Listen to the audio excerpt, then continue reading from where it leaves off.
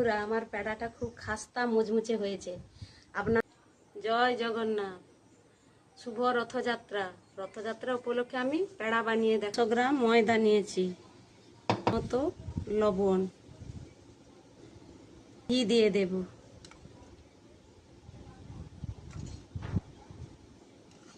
চামচ ঘি দিলাম। ঘি দিয়ে এবার ভালো করে দলে দলে আর মাখানো হয়ে গেছে ময়দাতে। ডোটা আমার মাখানো হয়ে গেছে। বানানোর জন্য আমি রুটির মতো বেলে নিয়েছি। এরপর এর উপরে একটু তেল মেখে দেবো।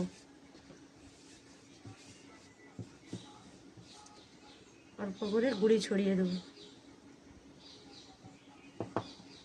আবার এর উপর একটা রুটি দিয়ে দেবো। আবার তেল মেখে দেবো।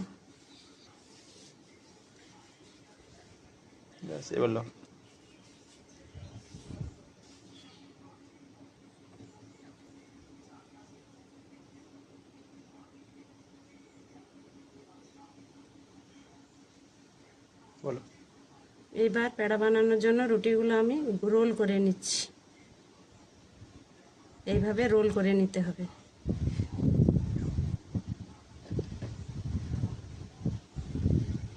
বা ছুরি একটা দিয়ে সাইজ করে কেটে নিতে হবে।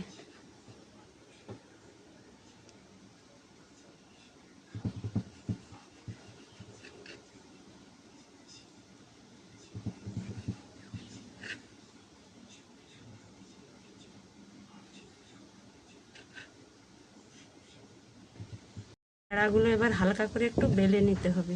শুরু করে দিচ্ছি। ভাজা হয়ে গেছে, পেড়াগুলো ভাজা হয়ে গেছে, এবার তুলে নিচ্ছি।